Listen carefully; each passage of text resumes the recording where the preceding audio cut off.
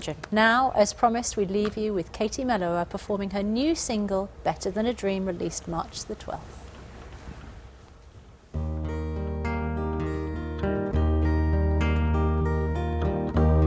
I used to dream myself to somewhere else each night. I dreamed in colour, but I lived in black and white. Until I chanced upon this road that led to you, I could not see how anything could be better than a dream, stranger than my wild imagination.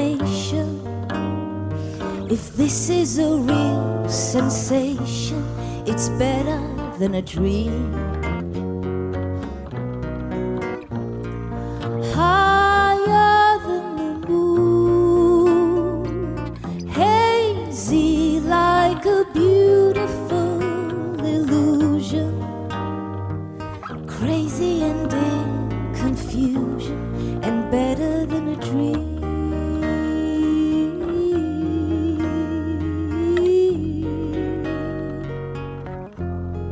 And better than a dream.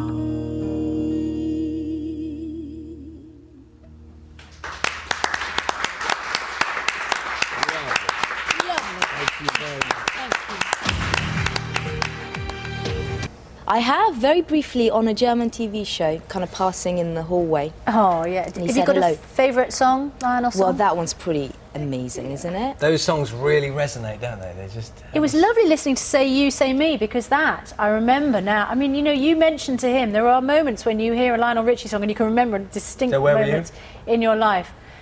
I remember it, and I'm going to keep it a personal memory. Lionel's album Tuskegee is out today. He's on tour in the UK later this year. Don't worry, we are going to talk to Katie more a little bit later on, but and she's going to be performing as well live. I am, It's going to be fantastic. Now, though, let's have a quick last look at what's happening where you are. See you in a moment.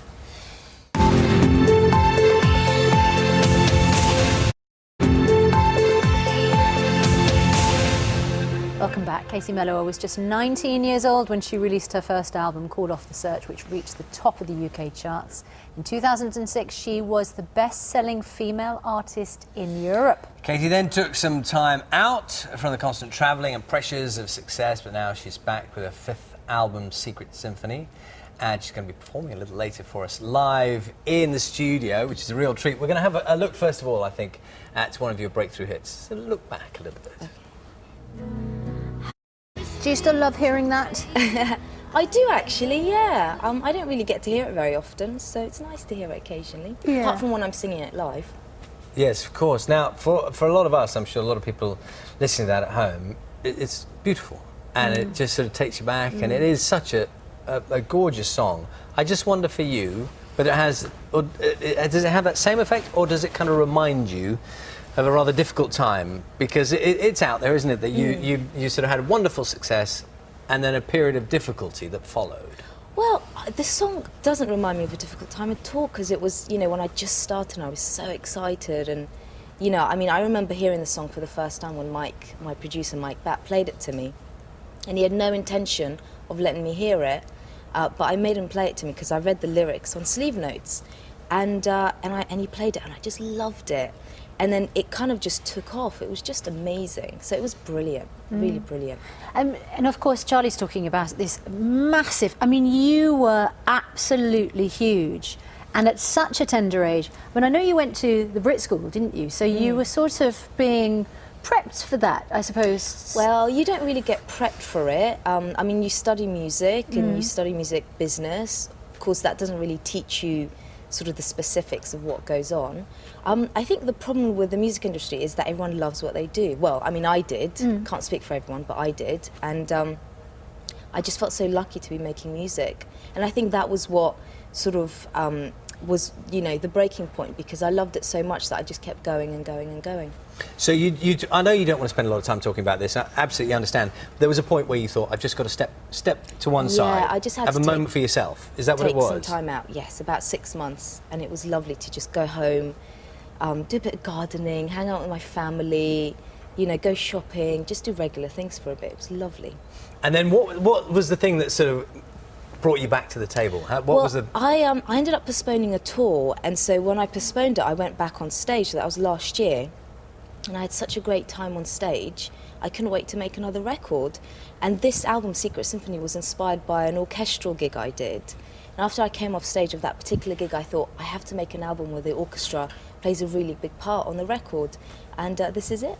And you're back together with Mike Batt, who of course you've already mentioned, who you worked with right at the beginning.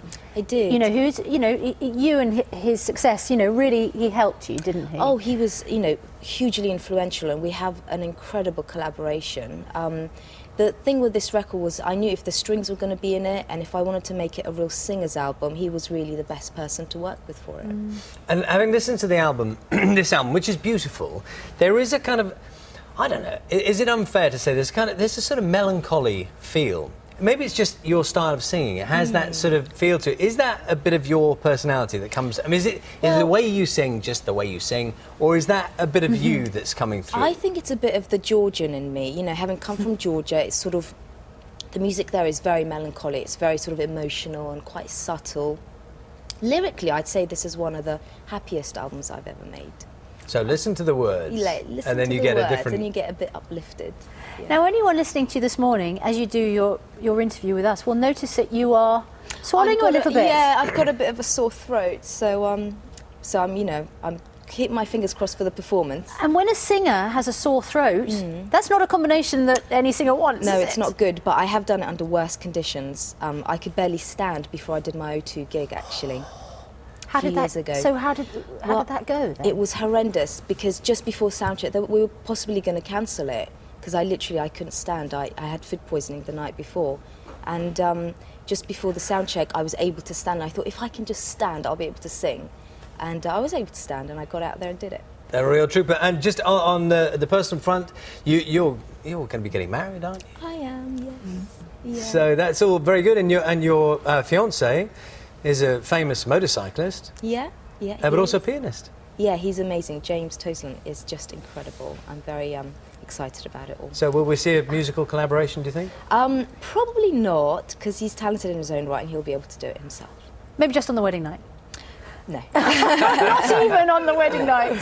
Oh. I know you're going to play for us in just a moment. Yeah. So you can get ready and we'll fill in a moment. Thank you. Thank you. Katie, thank you so much. The album is out today, and Katie's going to get ready to perform right now.